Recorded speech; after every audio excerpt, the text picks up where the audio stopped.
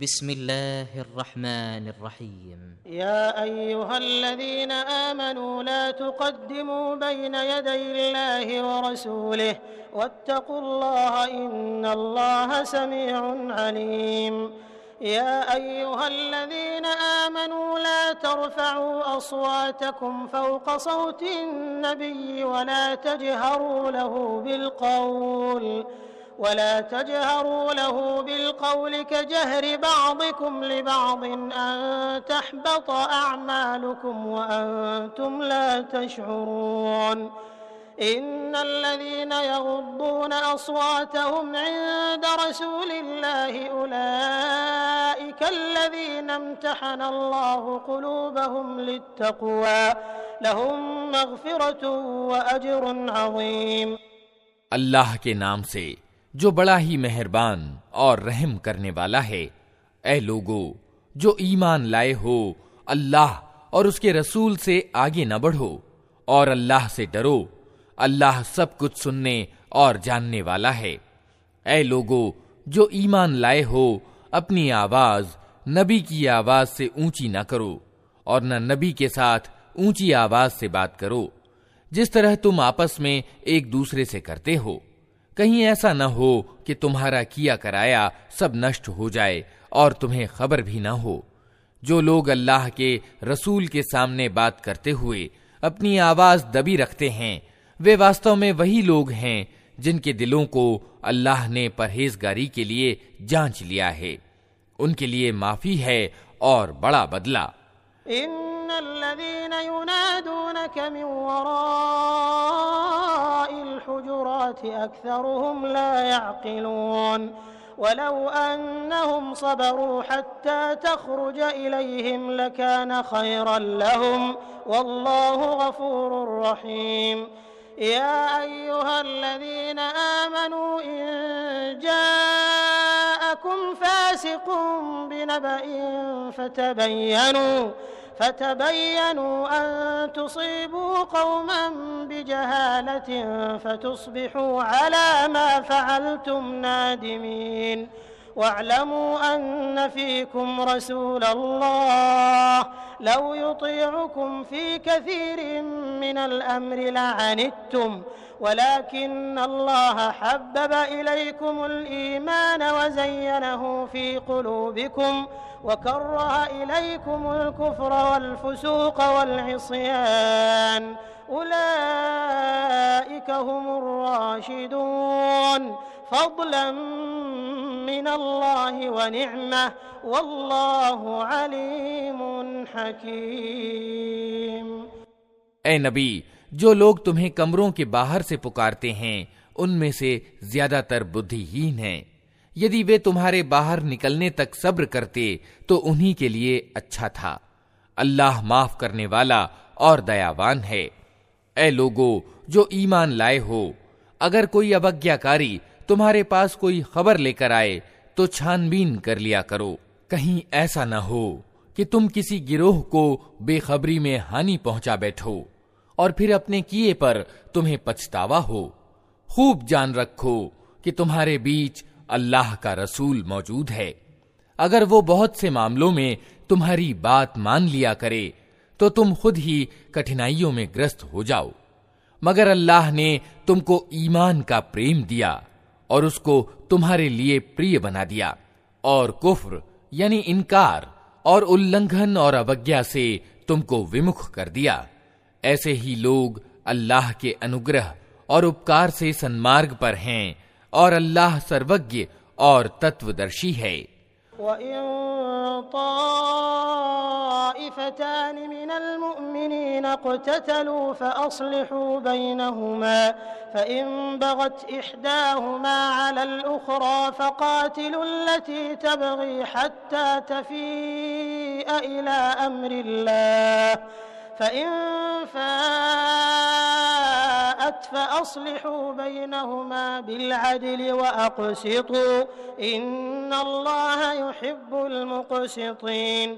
إِنَّمَا الْمُؤْمِنُونَ إِخْوَةٌ فَأَصْلِحُوا بَيْنَ أَخَوَيْكُمْ وَاتَّقُوا اللَّهَ لَعَلَّكُمْ تُرْحَمُونَ.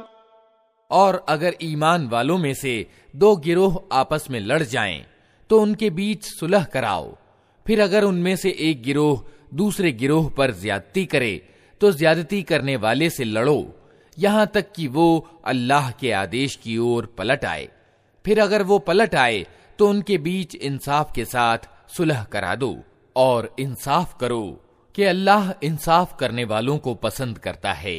ایمان والے تو ایک دوسرے کے بھائی ہیں، اتہ اپنے بھائیوں کے بیچ سمبندھوں کو ٹھیک کرو اور اللہ سے ڈرو، آشا ہے کہ تم پر دیا کی جائے گی۔ يا أيها الذين آمنوا لا يسخر قوم من قوم عسى أن يكونوا خيرا منهم ولا نساء من نساء عسى أن يكن خيرا منهن ولا تلمزوا أنفسكم ولا تنابزوا بالألقاب بئس الاسم الفسوق بعد الإيمان ومن لم يتب فأولئك هم الظالمون يا أيها الذين آمنوا اجتنبوا كثيرا من الظن إن بعض الظن إثم ولا تجسسوا ولا يغتب بعضكم بعضا أيحب أحدكم أن يأكل لحم أخيه ميتا فكرهتموه واتقوا الله إن الله تواب رحيم۔ اے لوگو جو ایمان لائے ہو، نہ مرد دوسرے مردوں کی ہنسی اڑائیں، ہو سکتا ہے کہ وہ ان سے اچھے ہوں، اور نہ عورتیں دوسری عورتوں کی ہنسی اڑائیں، ہو سکتا ہے کہ وہ ان سے اچھی ہوں۔ آپس میں ایک دوسرے پر وینگیہ نہ کرو اور نہ ایک دوسرے کو بری اپادھی سے یاد کرو۔ ایمان لانے کے بعد دراچار میں نام پیدا کرنا بہت بری بات ہے۔ جو لوگ اس نیتی سے باز نہ آئیں وہ ظالم ہیں۔ اے لوگو جو ایمان لائے ہو، بہت گمان کرنے سے بچو کہ کچھ گمان گناہ ہوتے ہیں۔ ٹوہ میں مت پڑو، اور تم میں سے کوئی کسی کی پیٹھ پیچھے نندا یعنی غیبت نہ کرے۔ کیا تم میں کوئی ایسا ہے جو اپنے مرے ہوئے بھائی کا ماंس کھانا پسند کرے گا؟ دیکھو تم خود اس سے گھن کھاتے ہو۔ اللہ سے ڈرو، اللہ بڑا توبہ قبول کرنے والا اور دیاوان ہے۔ يا أيها الناس إنا خلقناكم من ذكر وأنثى وجعلناكم شعوبا وقبائل لتعارفوا إن أكرمكم عند الله أتقاكم إن الله عليم خبير۔ قالت الأعراب آمنا قل لم تؤمنوا ولكن قولوا أسلمنا ولما يدخل الإيمان في قلوبكم وإن تطيعوا الله ورسوله لا يلتكم من أعمالكم شيئا إن الله غفور رحيم۔ لوگو ہم نے تم کو ایک مرد اور ایک عورت سے پیدا کیا اور پھر تمہاری قومیں اور برادریاں بنا دیں تاکہ تم ایک دوسرے کو پہچانو۔ واستو میں اللہ کی درشٹی میں تم میں سب سے زیادہ پرتشٹھت وہ ہے جو تم میں سب سے زیادہ پرہیزگار ہے۔ یقیناً اللہ سب کچھ جاننے والا اور خبر رکھنے والا ہے۔ یہ بدو کہتے ہیں کہ ہم ایمان لائے۔ ان سے کہو تم ایمان نہیں لائے بلکہ یوں کہو کہ ہم آگیاکاری ہو گئے۔ ایمان ابھی تمہارے دلوں میں داخل نہیں ہوا ہے۔ اگر تم اللہ اور اس کے رسول کے آگیاکاری ہو جاؤ تو وہ تمہارے کرموں کے بدلے میں کوئی کمی نہ کرے گا۔ یقیناً اللہ بڑا معاف کرنے والا اور دیاوان ہے۔ إنما المؤمنون الذين آمنوا بالله ورسوله ثم لم يرتابوا وجاهدوا بأموالهم وأنفسهم في سبيل الله أولئك هم الصادقون قل أتعلمون الله بدينكم والله يعلم ما في السماوات وما في الأرض والله بكل شيء عليم يمنون عليك أن أسلموا قل لا تمنوا علي إسلامكم بل الله يمن عليكم أن هداكم للإيمان إن كنتم صادقين إن الله يعلم غيب السماوات والأرض والله بصير بما تعملون۔ واستو میں تو ایمان والے وہ ہیں جو اللہ اور اس کے رسول پر ایمان لائے، پھر انہوں نے کوئی شک نہ کیا اور اپنی جانوں اور مالوں سے اللہ کے مارگ میں جہاد یعنی جان توڑ پریاس کیا، وہی سچے لوگ ہیں۔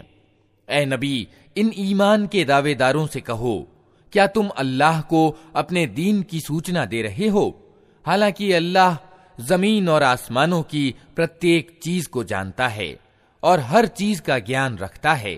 یہ لوگ تم پر احسان جتاتے ہیں کہ انہوں نے اسلام قبول کر لیا، ان سے کہو اپنے اسلام کا احسان مجھ پر نہ رکھو، بلکہ اللہ تم پر اپنا احسان رکھتا ہے کہ اس نے تمہیں ایمان کی راہ دکھاتی، اگر تم واستو میں اپنے ایمان کے دعوے میں سچے ہو۔